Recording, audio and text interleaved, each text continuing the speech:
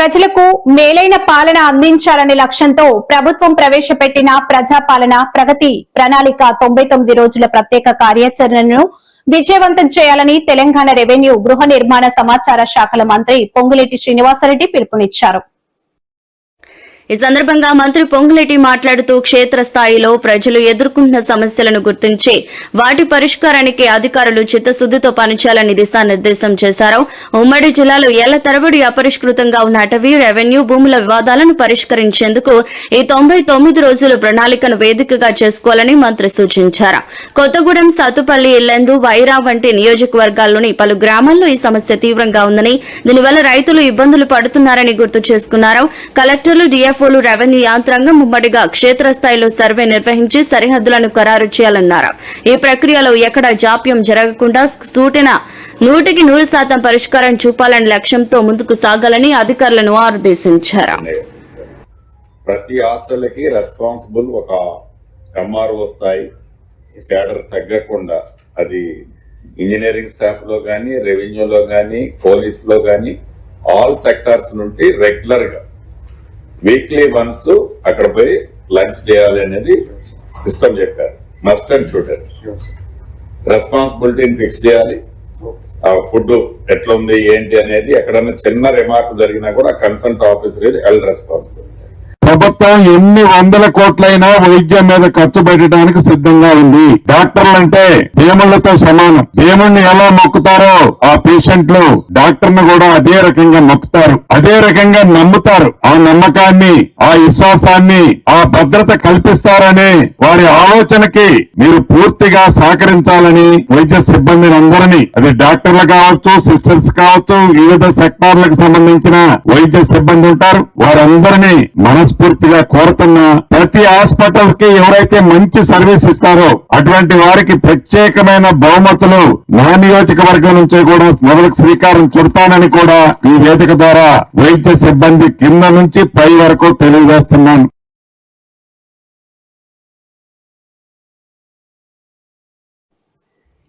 తెలంగాణ అధికారంలో ఉన్న కాంగ్రెస్ ప్రభుత్వం రాష్ట్ర సంపదను పక్క రాష్ట్రాల ఎన్నికల ప్రచారానికి విచ్చలవిడిగా మళ్లిస్తుందని హరీష్ రావు తీవ్ర స్థాయిలో మండిపడ్డారు. కేరళలో జరుగుతున్న ఎన్నికల కోసం అక్కడి మలయాళ పత్రికల్లో ముఖ్యమంత్రి రేవంత్ రెడ్డి, డిప్యూటీ సీఎంలు ఫోటోలతో వందల కోట్ల రూపాయలు ఖర్చు చేసి ఫుల్ పేజీ ప్రకటనలు ఇవ్వడంపై ఆయన ఆగ్రహం వ్యక్తం చేశారు. ఇంట్లో ఈగల మూత, వీధిలో పల్లకి మూత అన్నట్లుగా రాష్ట్రంలో ఖజానా ఖాళీ అయిందని కల్లబులి మాటలు చెబుతున్న ప్రభుత్వం పొరుగు రాష్ట్రాల్లో మాత్రం తెలంగాణ ప్రజాధనాన్ని మంచినీళ్లలా పారబోస్తుందని ధ్వజమెత్తారు. అలాగే రాష్ట్రంలోని మహిళలు, యువతను కాంగ్రెస్ సర్కార్ ఘోరంగా వంచిందని హరీష్ రావు విమర్శించారు. మహాలక్ష్మి పథకం కింద నెలకు 2500 తులం బంగారం, విద్యార్థినులకు స్కూటీలు వంటి హామీలు అమలు చేయకుండా ఇక్కడి ఆడబిడ్డల కంట్లో మట్టి కొట్టారని ఆరోపించారు. కానీ కేరళలో మాత్రం 1 కోటి మంది మహిళలను కోటీశ్వర్లను చేశామంటూ వచ్చే అబద్దాలతో దొంగ ప్రచారం చేసుకుంటున్నారని విమర్శించారు. నిరుద్యోగులకు ఇస్తామన్న ఉద్యోగాలు ఊసే లేదని, నోటిఫికేషన్ల కోసం రోడ్డెక్కిన విద్యార్థులపై అర్ధరాత్రులు లాఠీలతో విరుచుకుపడుతున్నారని ఈ సందర్భంగా హరీష్ రావు ఆవేదన వ్యక్తం చేశారు.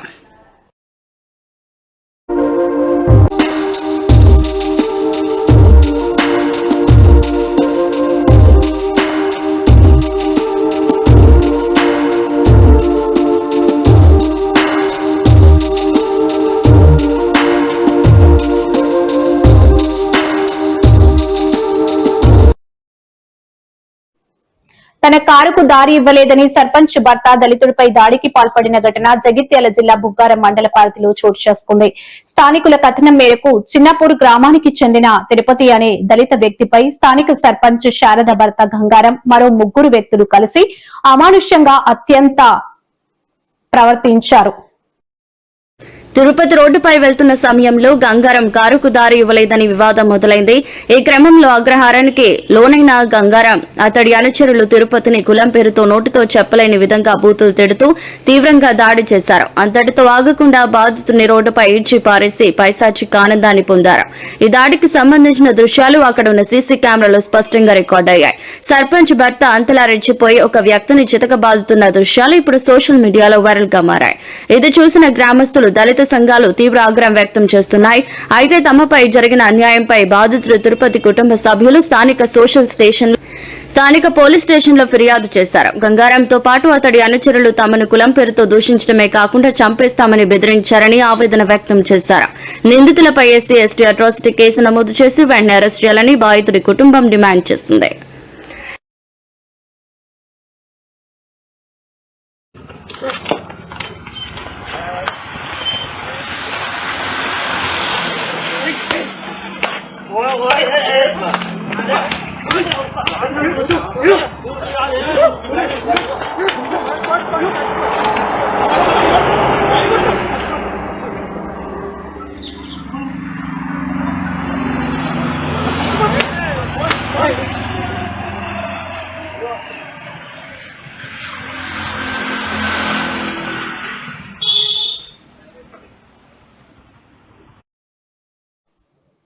తాజాగా 2 రాష్ట్రాలు చేసిన ప్రకటన ఆసక్తికరంగా మారింది. కర్ణాటకలో 16 ఏళ్లలోపు పిల్లలకు సోషల్ మీడియాపై బ్యాన్ విధిస్తూ ప్రభుత్వం నిర్ణయం తీసుకుంది.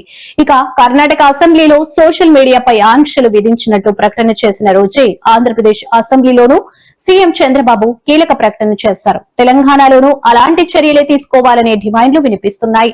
తెలంగాణలోనూ 16 ఏళ్లలోపు వారిపై సోషల్ మీడియా బ్యాన్ చేయాలని ప్రజలు కోరుతున్నారు.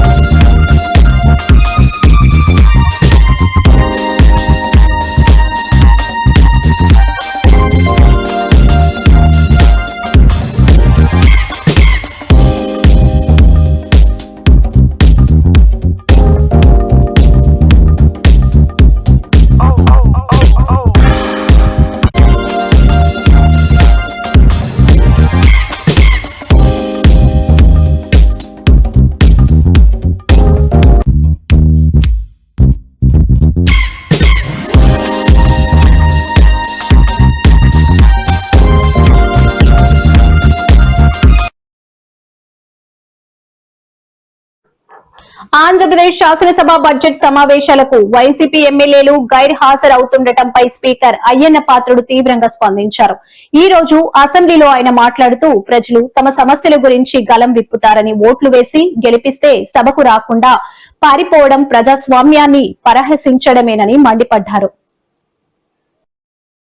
సభకు హాజరు కాకుండా కేవలం బయట ఉంటూ జీతభత్యాలు తీసుకోవటం నైతికంగా సరికాదన్నారు.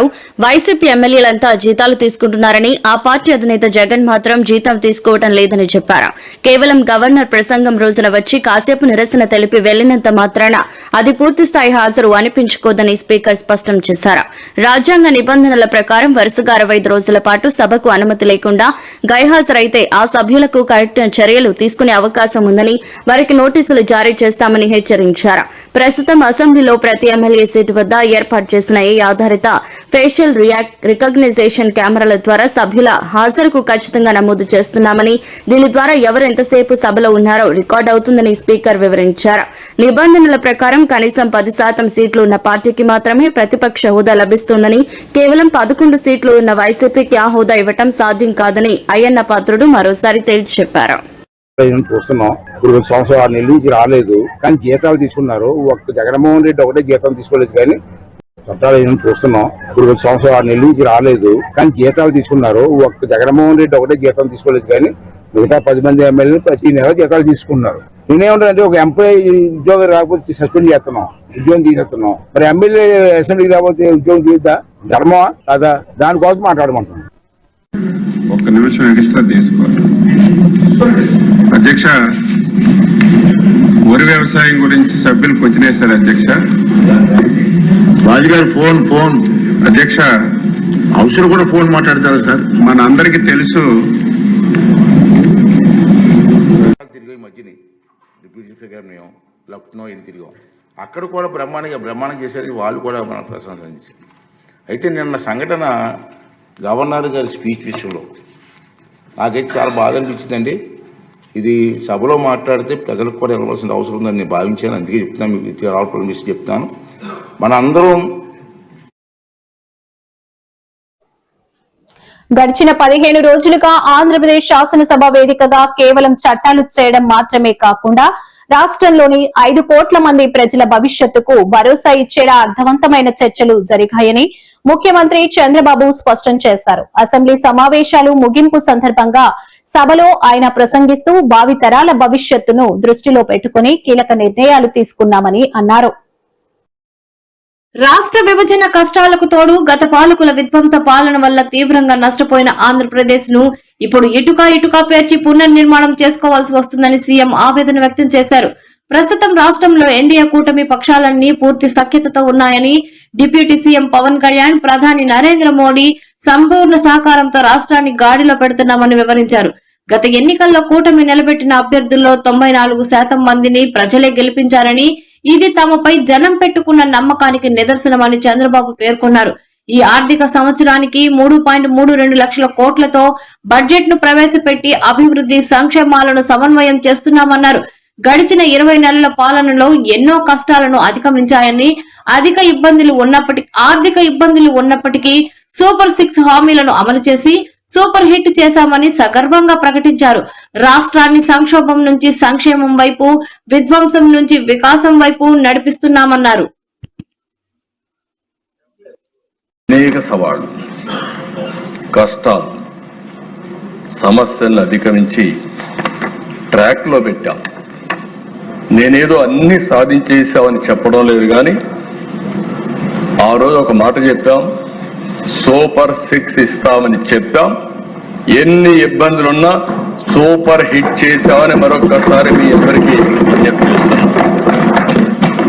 ఇంకొక పక్కన దిశ విధ్వంసం నుంచి వికాసం వైపు నడిపిస్తున్నాం. సంక్షోభం నుంచి సంక్షేమం వైపు 9,72,000 కోట్ల రూపాయల అప్పుల భారం.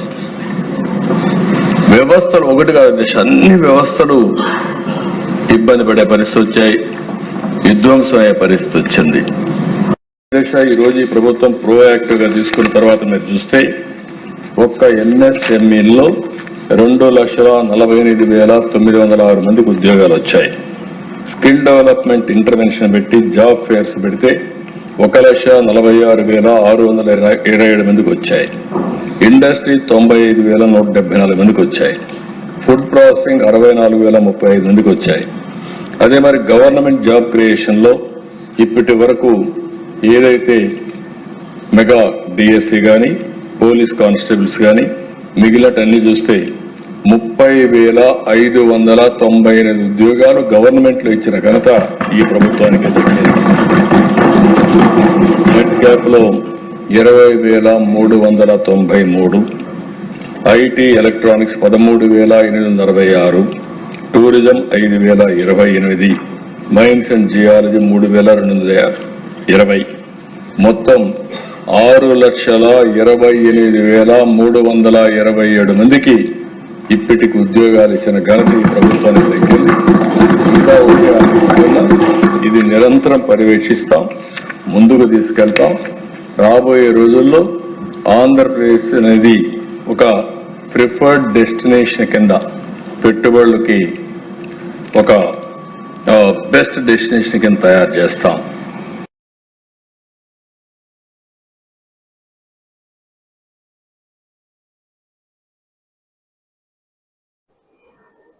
సోషల్ మీడియా వినియోగంపై ఆంధ్రప్రదేశ్ ప్రభుత్వం సంచలన నిర్ణయం తీసుకుంది. రాష్ట్రంలో 13 ఏళ్లలోపు పిల్లలు సోషల్ మీడియా వాడకుండా నిషేధం విధిస్తున్నట్లు ముఖ్యమంత్రి చంద్రబాబు ప్రకటించారు. శుక్రవారం అసెంబ్లీలో ద్రవ్య వినిమయ బిల్లుపై మాట్లాడుతూ ఆయన ఈ కీలక విషయాన్ని వెల్లడించారు. రాబోయే 90 రోజుల్లోగా దీనికి సంబంధించిన కఠినమైన చర్యలు తీసుకుంటామని సీఎం స్పష్టం చేశారు. ఇటీవల ఐటీ మినిస్టర్ గారు కొత్త ప్రోగ్రాం, అంటే 13 సంవత్సరాలు వయసు లోపల ఉండే వాళ్ళకి సోషల్ మీడియా బ్యాన్ చేస్తే బాగుంటుందని ఒక సూచన వచ్చింది. తప్పకుండా తొందరలోనే 90 days లో 13 సంవత్సరాల లోపల ఉండేవాళ్ళు సోషల్ మీడియాకు అందుబాటు లేకుండా చేసే కార్యక్రమానికి శ్రీకారం చుడతాం. 13, 16 సంవత్సరాలు చర్చ చేస్తున్నాం. అందరూ ఒప్పుకుంటే దాన్ని కూడా ఏం చేయాలని ఆలోచిద్దాం. అల్టిమేట్ గా సోషల్ మీడియా వల్ల మన పిల్లలు నష్టపోవడానికి వీలు లేదు. దానికి ప్రభుత్వం కట్టుబడి ఉంటుందని మరొకసారి మీ ద్వారా రాష్ట్ర ప్రజానికానికి విజ్ఞప్తి చేస్తున్నాను. ఇది కాకుండా